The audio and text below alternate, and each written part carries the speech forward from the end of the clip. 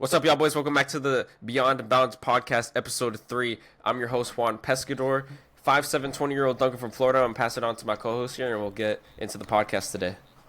Hey, my name is Darshil Sheth. I am a 5'6", barely in shoes, 21-year-old dunker from California.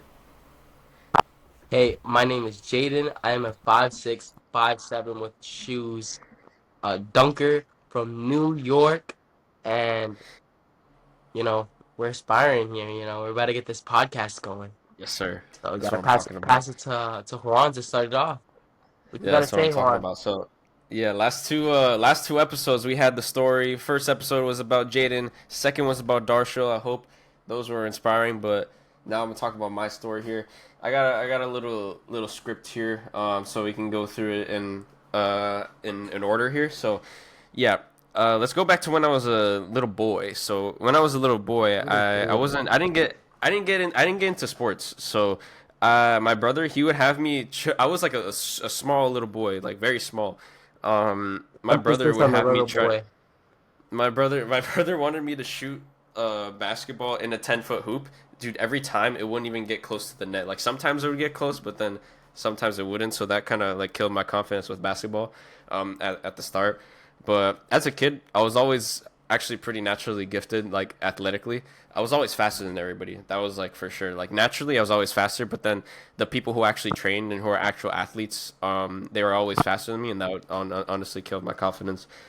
At one point in like third grade, I got a basketball for my birthday, and I wanted to get into playing basketball. But then, I one thing I didn't understand as a kid was the concept of hard work and the concept of talent too.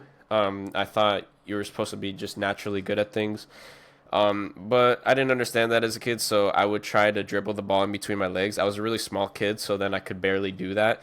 It was really hard for me. Like the ball was just about as big as like the size of the like area in between my legs. So when I would try that, I felt defeated. So then I went away from that.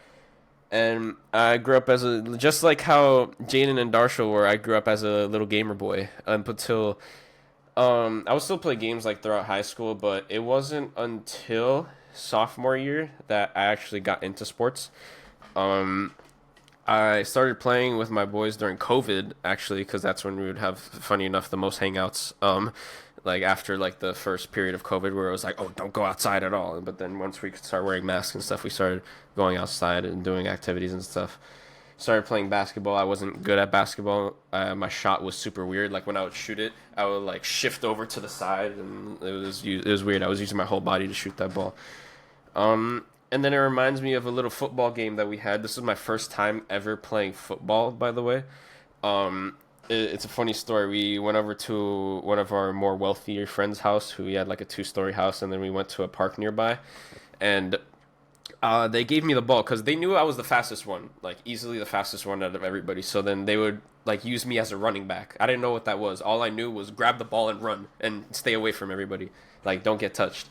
So I grab the ball, I run forward. Um, God bless this kid, but I we were on wet grass, so this made it even more embarrassing. I hit him with the boom boom like left right, and then he fell all on the grass.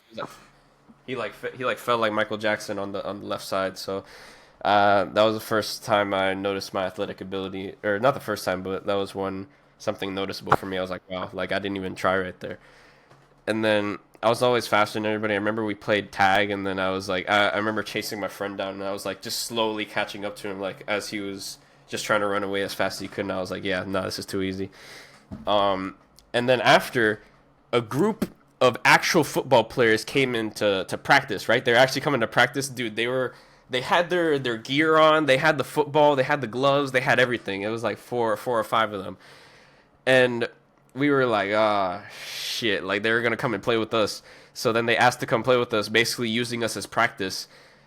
We lost terribly, but there were a few key moments. One of them, they didn't notice one of my friends. He was white, and they called him Johnny. They was like, "Oh, Johnny boy's over there," because he caught the ball, and then he basically ran with it, got the touchdown.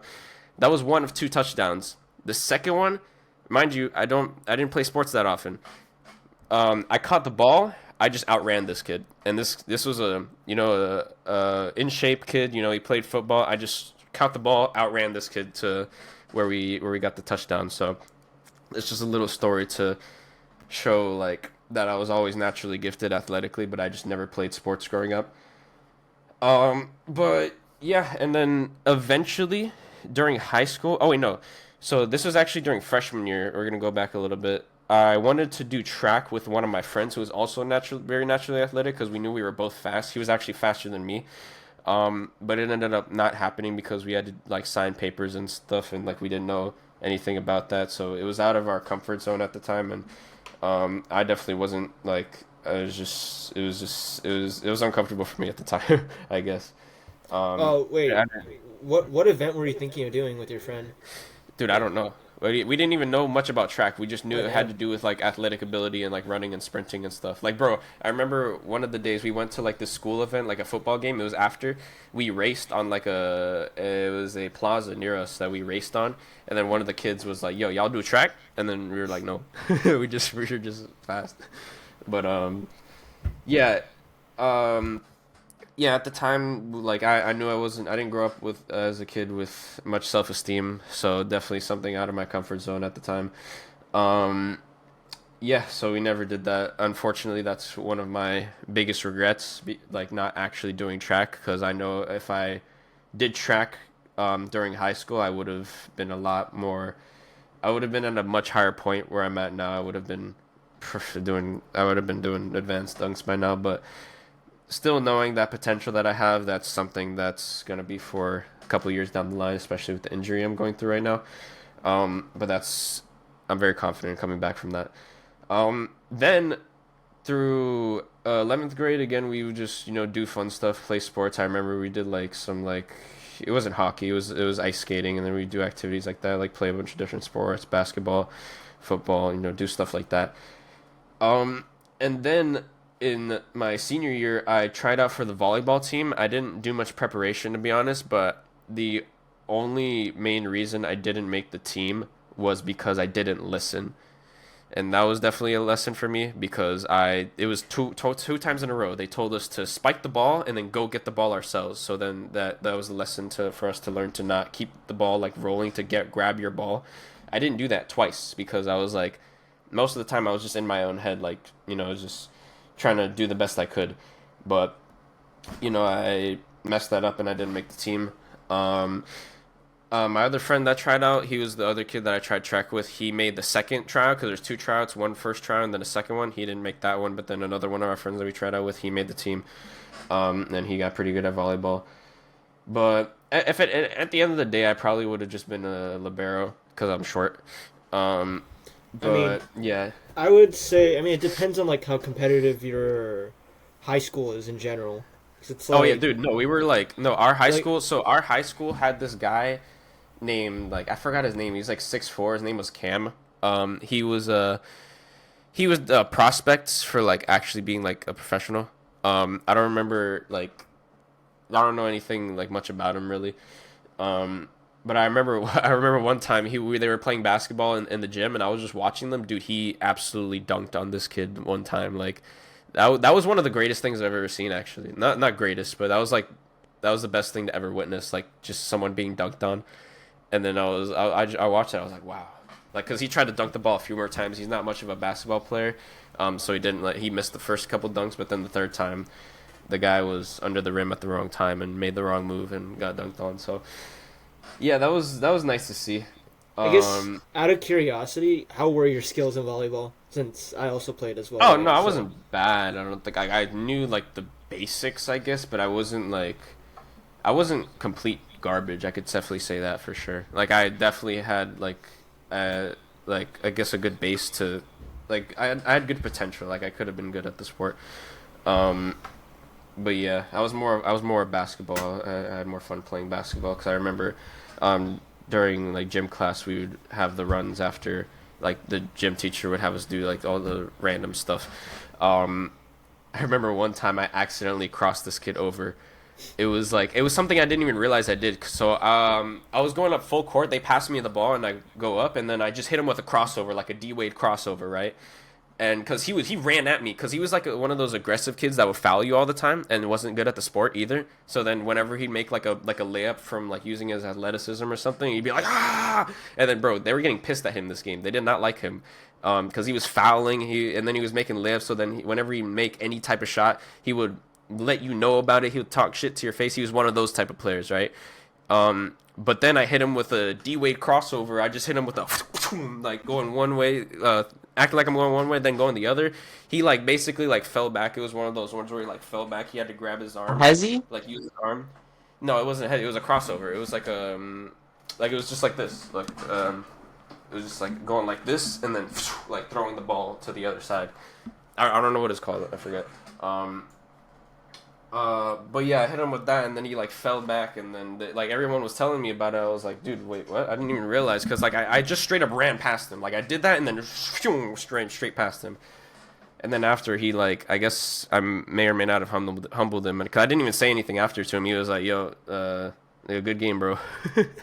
But I was like, it's like moments like that like really tell me like, hey, like you've had potential for this, but you never got into it. You never decided to pursue anything athletically because you've lacked the self-esteem to even try.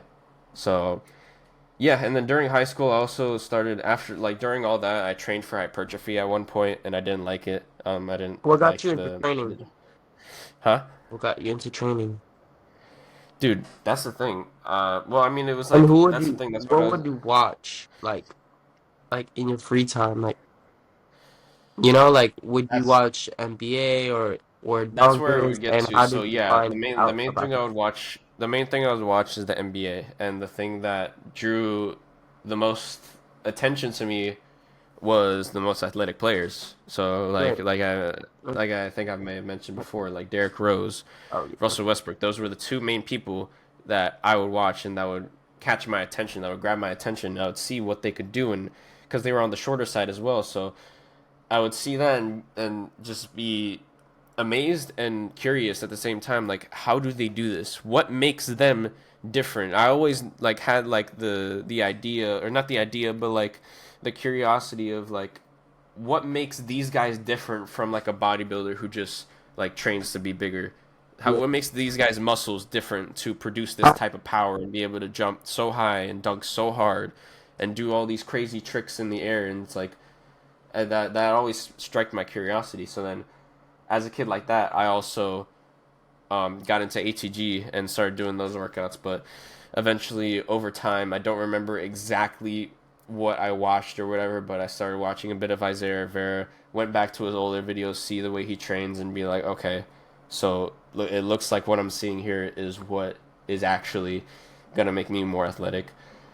So yeah, and then I also wanted to mention, yeah, so I didn't like hypertrophy training. I have a lot of respect for bodybuilders due to that, because it's like the training, it's just like absolutely pounding a I love specific muscle group hypertrophy. each time. I don't like the training, like honestly. Like Austin, like I liked doing his upper body like a lot. The one cycle he put me on that was inspired by bodybuilders, I hated it. Like it was mentally toughening, but I did not like it because I had to go slow and like do the muscle, like it's like targeting that one muscle. That's like probably one of the most uncomfortable Like feelings. the delts? But like that was one of them. But then it was also like the lats and like the chest, like doing that. But I still did them though, because I felt like it was good for my mental as well, doing like that type of training. So I do have a lot of respect for bodybuilders for that, but I enjoy the athletic work, the power cleans. I enjoy the squats. I enjoy the calf raises. All that stuff is what I really enjoy doing, and I really love the training. So yeah, I don't remember exactly what video it was that I saw, that like like sparked something in me, but then I just like saw it, and then I was like, wow, maybe I have potential to do this. So I more or less had a vision of me becoming a professional dunker and be like, okay, you know what? This is what I want to do.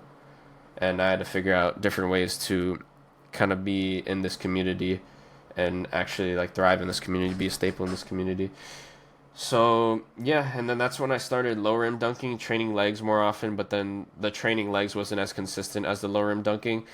How it got to my first dunk was I would lower rim dunk for a few days, and then I took a break for like 1 or 2 days because I was like busy with other stuff, like I guess schoolwork or whatever it was at the time. And then it came to a day. This is one of my first posts on Instagram. I noticed like I did a warm up. It was like a YouTube video. It was the PGF performance warm up, and this is just warming up in general. So I actually did a warm up for the first time, and I noticed it. I was jumping so much higher. One because I took those 2 days off, and one because I actually started this one by warming up. Um, so if you don't warm up before your dunk sessions, you definitely should. Like doing a full warm up. I did that warm up and noticed how high I was jumping. I got my mom be like, "Yo, throw me a lob, cuz," and then she threw me a lob, and I missed the first couple times, but realized how high I was getting. Then I, on like one of the like third to like fifth jumps, I had made it, and I was in disbelief. I was like, "Wow!" Yeah, what Like height I was this? really. That's the thing. I don't remember exactly. I'm pretty sure the tape measure, it was weird because when it was on a certain surface, it would be like nine. It was like it measured at 9.7, but then I measured it on different, like where it was like more flat, and it was like 9.10. So it's somewhere in between. I would say like if the average would be around 9.8. Yeah, I was So gonna say I maybe. have to like I would have to get the tape measure that I used and measure it against like the actual tape measure I have to see like if it actually, because I don't think the tape measure was that good. Plus the way I measured it too, like I wrapped it. It was like an actual like loose tape measure, so I wrapped it around the rim and then brought it down. So yeah, that one was I gotta be sure, but yeah, that was my first ever dunk, and that was just from low rimming and like training legs like inconsistently, like but I would do it more times than not, like than like doing any kind of upper body training. So yeah, that's how I got my first dunk, and then after that, it just gave me more of a confirmation that I have potential for this. I can do this. I can train for this, no matter how long it takes. I can get good at this. So yeah, and then I started training, started doing all that stuff, and then it got to a point where I got a job, and then I got enough money to pay for THP, and now I did started with the THP training. I started doing a lot of dumbbell work at home, but that was pretty difficult mentally because it was like the environment wasn't there, and it was like I still did the training, but it was way more mentally tough than actually going to the gym and doing the training over there. So then after a few months, I quit that job, got a job at a gym, started working out at that gym. And yeah, and then it took off from there basically. It was those first 3 months. After those first three, no, no, no, not 3 months. It was like probably like 4 months maybe. I gained like 3 inches in vertical, and then I got my first lob dunk like off the lob on 910. So yeah, I got that dunk. And oh yeah, something before that. I also got a in between during that. I should also mention this. I've gotten a few assisted lob dunks. I got two on 9, 10 and a half before I started training on THP. So I came into THP already being able to dunk the ball. Um, so yeah, and then back to where we're at now. I got my first lob dunk like off the lob, which it took me so long because of how much coordination that takes. You'll make it like when you're still working on it. It'll when you can barely jump high enough to dunk. It'll take anywhere from 100 tries just to get one dunk. So just repping that out over and over and over again until I got that. And then yeah, and then after the first like 6 to 7 months of training, then I wanted to start jumping twice a week. I was put on a load management type of cycle so I could have full jump sessions twice a week. During this whole time training, I was completely pain free. Nothing. Nah. Just straight training as hard as I could, jumping as long as I could and as hard as I could. Even then, I thought I wasn't doing enough. So that's why I wanted to start jumping twice a week so I could, just have more jump sessions, and I didn't really care how fatigued I was because I could lower him. So I pushed myself to that point, and then 6 to 7 months in, as soon as like that following Monday where I had the jump session, I get a meniscus flare up, and then I tried to manage it because I wanted to keep going. So I like did like couch stretch or something. I tried to like back off and then come back to it because I know like they have like similar protocols for that and like PFP. So I just did one of the things I did was the couch stretch, and then yeah, it definitely wasn't like that didn't help too much. But then I just switched my plants. But then when I switched my plants, I wasn't used to it, and I just wasn't jumping as high.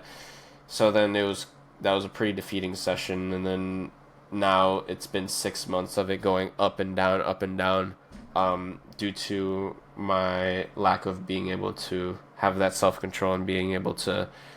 I couldn't stop myself from going 0 to 100. Once I felt good one day, I would just try. Like I'd push the wall of injury and non-injury. I'd try and like really like get as close to that wall as possible without hitting that wall.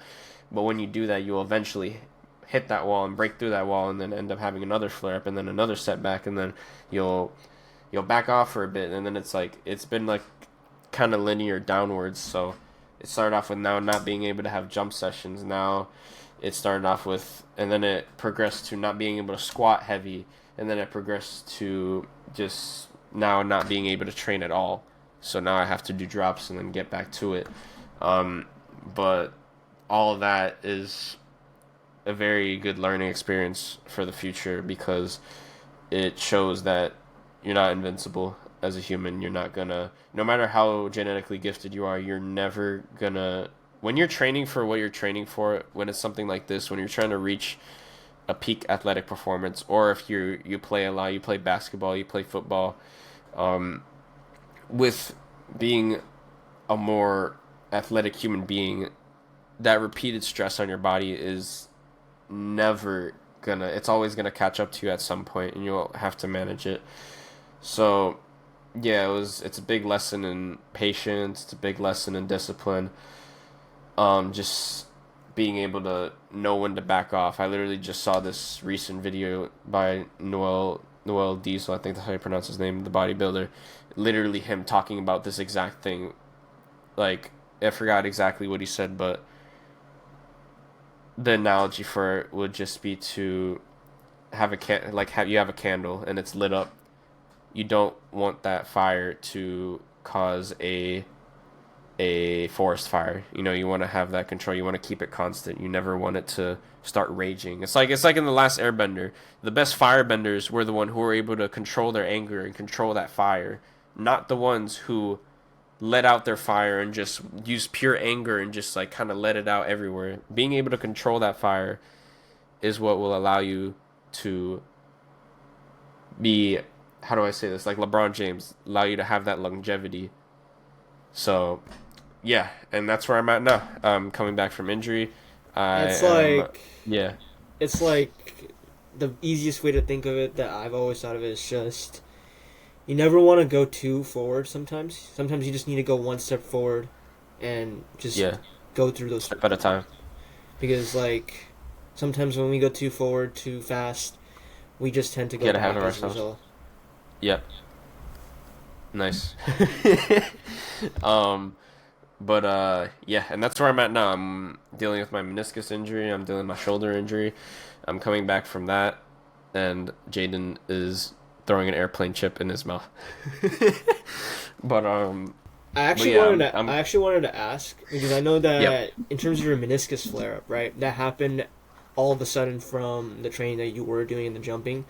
But with your shoulder, how'd you get the flare up? So that was from repeated micro trauma of reaching to dunk the ball. Nothing else. It was literally the repeated micro trauma of that, because I lacked mobility in my thoracic spine. I lacked stability in my serratus anterior.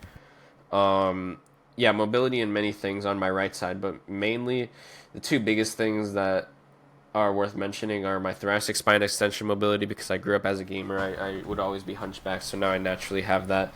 And I noticed I could barely do a wall angel. I've been working on it now. My wall angel is improved, but I need to work on that mobility still. And then also helping with the weakness in my serratus anterior on my right side, because that's the muscle that attaches to your shoulder blade.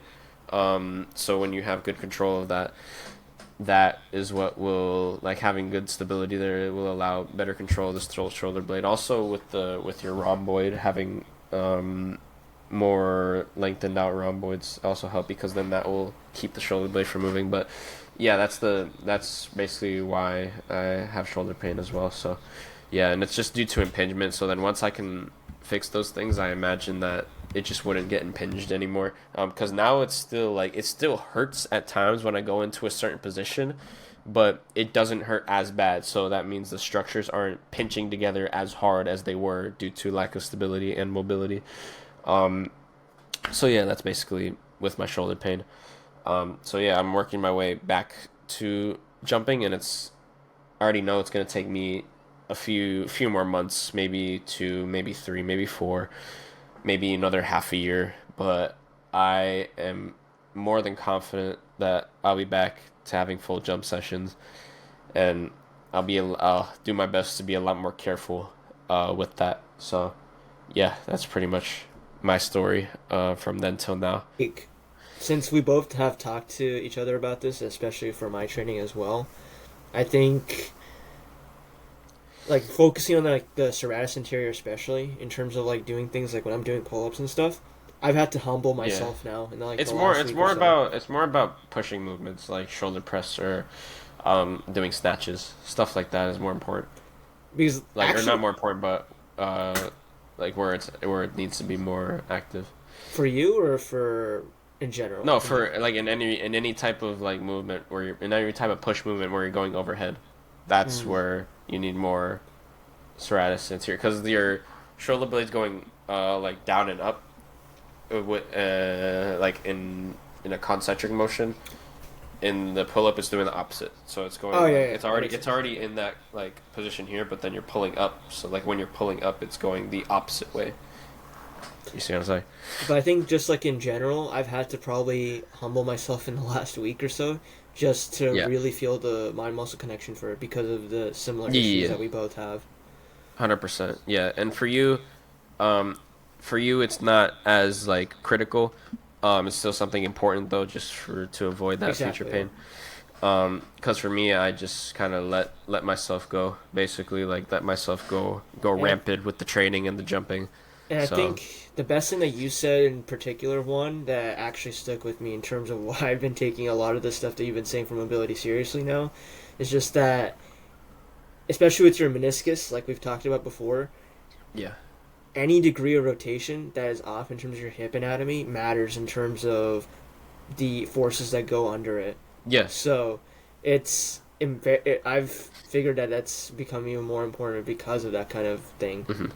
Yeah, it's that yeah. Like what caused it for me was lack of tibial rotation and lack of hip internal rotation, and in both of those, there's a certain amount of tibial femoral rotation, which is just the rotation of the knee. Like outwards rotation of that would be the tibia internally rotating and the hip externally rotating. So and then the other side would just be the opposite, the like going the hip going into internal rotation, the femur going to internal rotation, and then the tibia going to external rotation. So that rotation of the knee, I lacked that. And not to say that I don't want people to be misconceived in the fact that oh, if you do that, you will end up not having pain. It's just something that for me happened sooner than it should have if I actually like knew about that and acknowledged it and worked on it. But it would just be something to help prevent that from the future, specifically like for meniscus or any type of pain. Like, because the two knee pains I got, I should also mention I have some PFP, but that's not nearly as like critical as my meniscus. Is that both of those come from a lack of like the okay, so the PFP it comes from the patella shifting off axis and basically going off track like a train track. Like imagine if the train track like just like went off track like on the railing and then the wheels just started like scraping against the railing. That's basically what PFP is. And then for the meniscus, it was just the constant pressure in that rotation when I didn't have the mobility to reach that. So in that rotation, it was just constant pressure and pressure and pressure and pressure when I couldn't even fully get into that motion because of just the constant microtrauma basically. So yeah, basically now I just have to be able to work on accessing that mobility, work on my stability on my leg, and then just manage the pain for when I'm training and doing the sessions. And so, yeah, now it's just going to be something I'll have to deal with. But then if I can work on it now and then manage it in the future, it shouldn't be something that I will have to worry about too much until I have unlocked a new injury. I guess just out of curiosity, just because I've at least found that lack of rotation, whether it's external or internal rotation, has led to some issues for me. But for Yeah. you, have you ever like gotten to like lower back pain, like issues where that's been prevalent for you in any time for your So training? the only time I had low back pain was just it was the main reason was just I didn't have good technique with my pulls. Um, so yeah, that was pretty much the only reason I had back pain. I had like a couple flare ups before, and it was like a 5 out of 10 flare up. But then literally working on the McGill Big Three was all I needed for that to um, not even I wouldn't say go away. It's just like whenever I don't do the McGill Big Three, it starts bothering me again. So then when I start doing the McGill Big Three consistently again, I won't have back pain. So yeah, that was pretty much it for me. All right, boys. So that's gonna be the end of this podcast. We got many more to come in the future. So hope y'all enjoyed. If you have any questions or anything you want to say about what you want to see in the future, leave some comments below. If you have any ideas for us to talk about, again, leave a comment, like the video. If you're on Spotify, follow us. Do all that good stuff. So, yeah, hope you all enjoyed. I'll see y'all in the next one. We'll see y'all in the next one. Peace out. All right, peace, guys. Peace.